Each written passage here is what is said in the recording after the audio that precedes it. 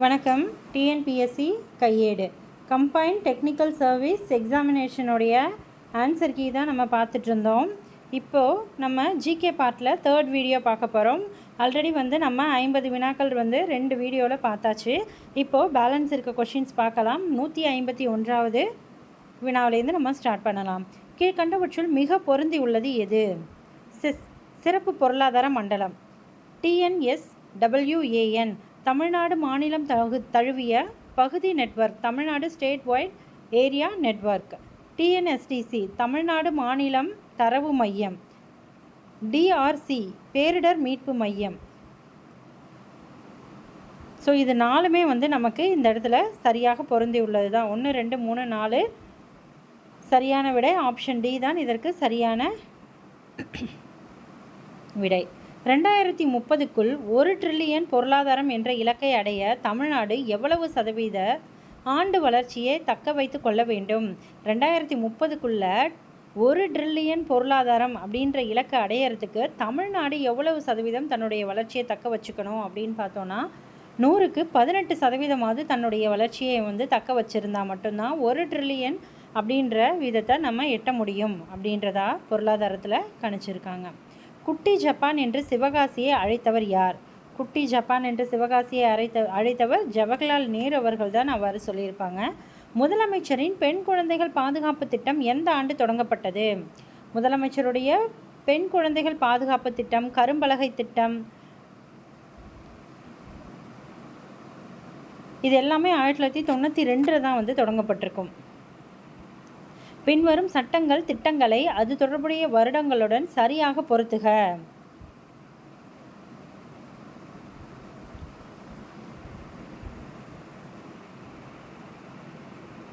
இந்திய தொழிற்சங்கங்களுக்கான சட்டம். இந்திய தொழிற்சங்கங்களுக்கான சட்டம் 1923. தமிழ்நாடு முதியோர் ஓய்வூதிய திட்டம். தமிழ்நாடு முதியோர் ஓய்வூதிய திட்டம் 1962. ஸோ இது ரெண்டும் பார்த்துக்கோங்க. அதாவது 26, 62 அப்படின்னு நமக்கு இந்த 2 சட்டத்தையும் ஞாபகம் வச்சுக்கிறதுக்கு இந்திய தொழிற்சங்கங்களுக்கான சட்டம் 26. ஸோ தொழிலாளர்கள்லாம் முதியோர் ஓய்வூதியம் பெறுறாங்க. தொழிற்சங்கங்கள் வச்சுருக்கவங்க எல்லாமே 26 வயசில் தொழிற்சங்கங்கள் வச்சுருந்தவங்க எல்லாமே 62 வயசில் முதியோர் ஓய்வு திட்டத்தை பெறுறாங்க அப்படின்னு ஞாபகம் வச்சுக்கலாம். ஸோ 26ல் நல்லா உழைப்பாளியாக இருந்திருக்காங்க. ஸோ அவங்களுக்கு ஓய்வூதியம் கிடைக்கிது அப்படின்னு ஞாபகம் வச்சுக்கலாம். இந்திய அரசின் குழந்தைகள் சட்டம். இந்திய அரசின் குழந்தைகள் சட்டம் 1960. வயதானவர்களுக்கான மாநில கொள்கை 2006. வயதானவர்களுக்கான மாநில கொள்கை 2006. 3 4 1 2 என்பதுதான் சரியான விடை. ஆப்ஷன் டி தான் இதற்கு சரியான விடை.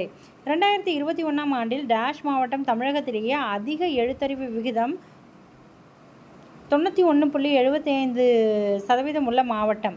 இப்போது அவங்க இந்த இடத்துல தமிழகத்திலேயே அதிக எழுத்தறிவுன்னு சொன்ன உடனேவே நமக்கு தெரிஞ்சிருக்கணும். இந்த பெர்சன்டேஜ் தெரியலை அப்படின்னாலும் கன்னியாகுமரி தான் தமிழகத்தில் எழுத்தறிவு விகிதத்தில் முதல் மாநிலமாக உள்ளது.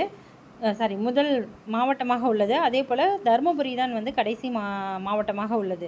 ஸோ அதோடைய பெர்சன்டேஜ் இதில் ஒருவேளை இந்த பெர்சன்டேஜை கொடுத்து எந்த மாவட்டம்னு கேட்டால் நமக்கு சொல்ல தெரிஞ்சிருக்கணும். அந்தளவுக்கு நம்ம சென்செக்ஸ் எல்லாத்தையுமே அப்டேட்டாக வச்சுருக்கணும். 2011 எல்லாமே. அனைத்து ஊரக அண்ணா மறுமலர்ச்சி திட்டம் புத்துயிர் பெற்ற திட்டம் எந்த காலத்தில் செயல்படுத்தப்பட்டது? 2006 to 11. 2006 to 11. அனைத்து ஊரக அண்ணா மறுமலர்ச்சி திட்ட புத்துயிர் பெற்ற திட்டம் 2006 to 11 காலத்தில் தான் செயல்படுத்தப்பட்டது. அடுத்த வினா. ஆகஸ்ட் 25, 2023 அன்று 17 லட்சம் மாணவர்கள் பயன்பெறும் வகையில் மாநில அரசின் முதன்மையான தமிழ்நாடு முதலமைச்சர் காலை உணவு திட்டம் டேஷாம் ஆண்டு டேஷாம் வகுப்பு வரை விரிவுபடுத்தப்பட்டுள்ளது. அதாவது 1லேருந்து 5ஆம் வகுப்பு வரை. ஆகஸ்ட் 25, 2023 அதாவது பள்ளி குழந்தைகளுக்கு மாநில அளவில் காலை உணவு திட்டம் ஆரம்பிச்சிருக்கப்பட்டிருக்கு. அது ஆகஸ்ட் மாதம் 25ஆம் தேதி 2023. மொத்தம் 17 லட்சம் மாணவர்கள் பயன்பெறும் வகையில் இது குரூப் 1லேயும் நமக்கு கேட்கப்பட்டது. இதுவும் சரி, இதே கொஷின் பேப்பரில் கேட்கப்பட்ட புதுமை பெண் திட்டமும் வேறு விதமாக நமக்கு குரூப் 1 எக்ஸாம்லேயும் கேட்கப்பட்டது. இதுலேயும் கேட்கப்பட்டிருக்கு. ஸோ இது எந்த பீரியட் டு எந்த பீரியட்னா 1 to 5ஆம் வகுப்பு வரை. அடுத்தபடியாக பின்வரும் விஷயம் எவை தவறாக இணைக்கப்பட்டுள்ளன? அன்னி பெசன்ட்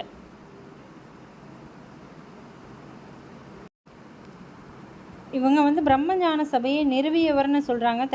தவறானது. யார் நிறுவியிருப்பாங்க அப்படின்னா வந்துட்டு ஆல்காட் மேடம் பிளாவட்ஸ்கி இவங்க இருவரும் இணைந்து தான் வந்து இந்த நிறுவனத்தை துவங்கியிருப்பாங்க. இது தவறானது.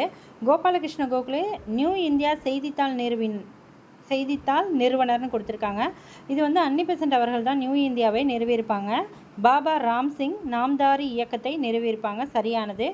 ஈஸ்வர் சந்திர வித்யாசாகர் விதவை மறுமண சட்டம் 1856 இது ரெண்டும் தான் நமக்கு சரியானது. ஸோ 1, 2 இந்த இடத்துல நமக்கு தவறு. பின்வருவனவற்றில் மனித வளர்ச்சி குறியீட்டின் அளவீடு.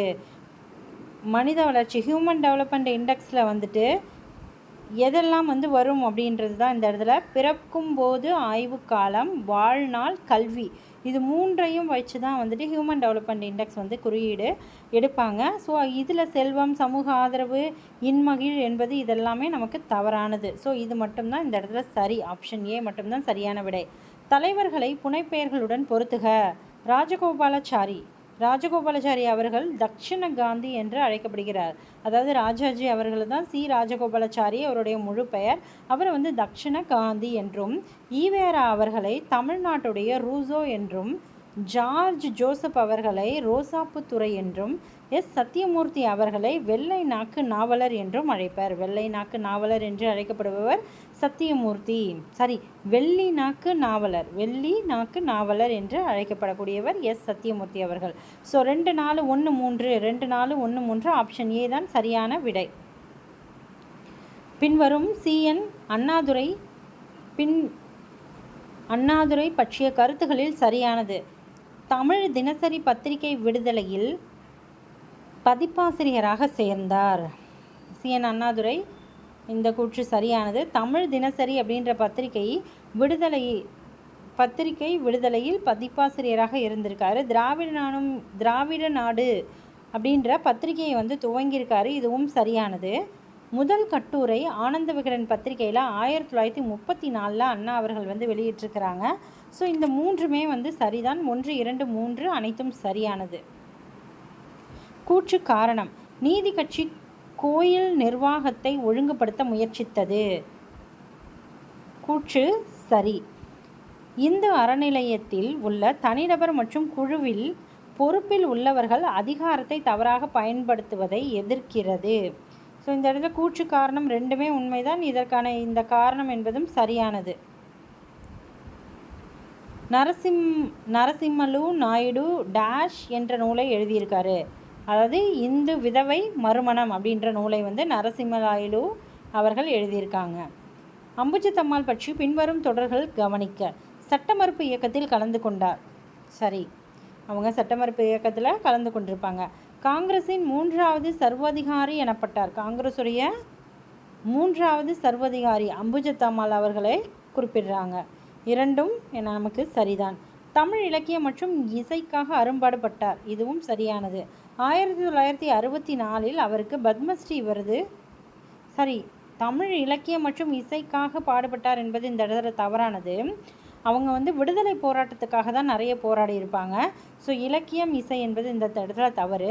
1964 பத்மஸ்ரீ விருது அவங்களுக்கு வழங்கப்பட்டிருக்கும். இது வந்து ஓல்டு 8th தமிழ் புக்கில் கூட இது சம்மந்தமான இந்த 2வது பாயிண்ட்டை தவிர்த்து மற்ற 2மே வந்து நம்ம தமிழ் புத்தகங்களில் இடம்பெற்றிருக்கும். பின்வரும் கூற்றுகளில் தமிழ்நாட்டில் தன்னாட்சி கிளர்ச்சி பற்றி தவறானவை. ஸோ இதில் வந்து எது தவறு அப்படின்றத தான் நம்ம இப்போ பார்க்கணும்.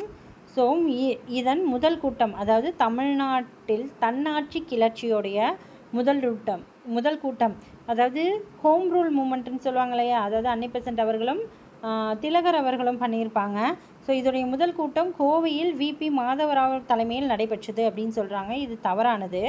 ஜூலை 1916 எழும்பூர் ரயில் நிலையத்தின் எதிரே பெருத்த ஆர்ப்பாட்டத்தை மாணவர்கள் அரங்கேற்றினர். சரியானது.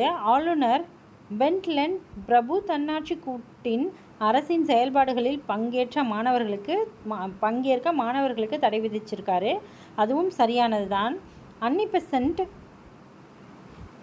கைதிற்கு பிறகு தன்னாட்சி கிளர்ச்சியை ராஜாஜி அவர்கள் ஈடுபட்டார். ராஜாஜி ஈடுபட்டிருக்க மாட்டாங்க. ஸோ 1ம் 4ம் தவறானது. 2, 3 தான் நமக்கு இங்கே சரி. வள்ளுவர் கூறும் அறமதிப்பீடுகள். வள்ளுவர் கூறும் அறமதிப்பீடுகள் கடந்த காலத்துக்கு உரியவை. இதெல்லாமே தவறுதான். எங்கும் எப்பொழுதும் யாவருக்கும் பொருந்துவன. வள்ளுவர் கூறுவது அறமதிப்பீடுகள் எங்கும் எப்பொழுதும் எல்லாருக்குமே பொருந்தக்கூடியதுன்னு சொல்கிறாங்க. அறத்துப்பால் குறள்களின் எண்ணிக்கை மொத்தம் அறத்துப்பாலில் 38 அதிகாரம் உள்ளது. ஒரு அதிகாரத்திற்கு 10 என்ற வீதமாக 380 குறள்கள் உள்ளது. செல்விருந்து ஓம்பி வருவிருந்து பார்த்திருப்பான் யாருக்கு விருந்தினராக அமைவான் என்று வள்ளுவர் கூறுகிறார். தேவர்களுக்கு விருந்தாக அமைவான் என்று குறிப்பிடப்படுகிறது. டேஷ் உழைவு இன்றி தழாது உழற்றுபவர் எத்தன்மை உடையவர் என்று திருவள்ளுவர் கூறுகிறது. உழவு இன்றி தழாது உழற்றுபவர் எத்தன்மை உடையவர் என்று திருக்குறள் கூறுகிறது. உழையும் உட்பக்கம் காண்பார் உழைவு இன்றி தாழாது உழற்றுபவர் என்ற அடிகளுடைய முதல் வரி ஆப்ஷன் பாம்பே. சங்கர்லால் என்னும் துப்பறியும் பாத்திரத்தை தனது நாவல்களில் அறிமுகப்படுத்திய நாவலாசிரியர் தமிழ்வாணன். பொய்கை ஆழ்வாரும் பூதத்தாழ்வாரும் எதனை அகல்விளக்காக உருவகப்படுத்துகின்றனர்? பொய்கை ஆழ்வார் பூமியையும் பூதத்தாழ்வார் அன்பையும். இதுவும் நமக்கு தமிழ் புத்தகங்களில் 8th புத்தகங்களில் இடம்பெற்றிருக்கும். தமிழ் சம்பந்தமான வினாக்கள் ஒரு 6லேருந்து 5 கேள்விகள் இதில் இருக்குது. இதுவும் தமிழ் தான் இருக்குது பாருங்கள். 170க்கு அப்புறமே தமிழ் தான் இருக்குது. தோழி அறத்தோடு நிற்றல் என்ற துறையில் அமைந்த நூல் குறிஞ்சிப்பாட்டு. தோழி அறத்தோடு நிற்றல் என்ற துறையில் அமைந்த நூல் எது அப்படின்னு பார்த்தோன்னா குறிஞ்சிப்பாட்டு. தமிழ்நாட்டில் முதலில் கண்டுபிடிக்கப்பட்ட பாறை ஓவியம் எங்கே இருக்குது அப்படின்னு பார்த்தோன்னா மல்லப்பாடி என்ற இடத்தில் உள்ளது. தமிழகத்தின் முதலில் கண்டுபிடிக்கப்பட்ட பாறை ஓவியம் மல்லப்பாடி. கீழ்காண்பவற்றை கால வரிசைப்படுத்துக. 2ஆம் பராந்தகன், 3ஆம் ராஜேந்திரன், விக்ரமச்சோழன், வீரராஜேந்திரன். ஸோ முதல்ல 2ஆம் பராந்தகன் என்பது சரியானது தான். அடுத்தபடியாக வீரராஜேந்திரன், அடுத்தபடியாக விக்ரமச்சோழன், அப்புறம் தான் நமக்கு 3வது ராஜேந்திரன். ஸோ 1, 4, 3, 2 என்ற வரிசையில் ஆப்ஷன் பி தான் சரியான விடை. 176வது வினாவிலிருந்து நமக்கு கணிதம் தான் இருக்குது. ஓகே, இந்த கம்பைன்ட் டெக்னிக்கல் சர்வீஸ் எக்ஸாமினேஷனுடைய கொஷின் ஆன்சர்ஸ் எல்லாமே நம்ம டிஸ்கஸ் பண்ணியாச்சு. தமிழுக்கான வீடியோஸும் தனித்தனியாக நம்ம போஸ்ட் பண்ணியிருக்கோம். இப்போ ஜிகே பார்ட்ஸும் நம்ம கம்ப்ளீட் பண்ணியாச்சு. மேக்ஸ் தனியாக நம்ம ஒரு வீடியோவில் பார்க்கலாம். நீங்கள் டிஎன்பிஎஸ்சி கையேடு சேனலை சப்ஸ்கிரைப் பண்ணாமல் பார்த்துட்டு இருந்தீங்கன்னா ப்ளீஸ் சப்ஸ்கிரைப் பண்ணிவிட்டு பாருங்கள். அப்போ தான் நாங்கள் போடுற ஒவ்வொரு வீடியோவுடைய நோட்டிஃபிகேஷனும் உங்களுக்கு வரும். தென் நீங்கள் எங்கள் சேனலுடைய வாட்ஸ்அப் அண்ட் டெலகிராம் லிங்க் டிஸ்கிரிப்ஷனில் கொடுக்குறோம். ஜாயின் பண்ணணுன்னு நினச்சிங்கன்னா அந்த லிங்க்கில் போய் நீங்கள் டெலகிராம் அண்ட் வாட்ஸ்அப்பில் ஜாயின் பண்ணிக்கலாம். Okay, thank you.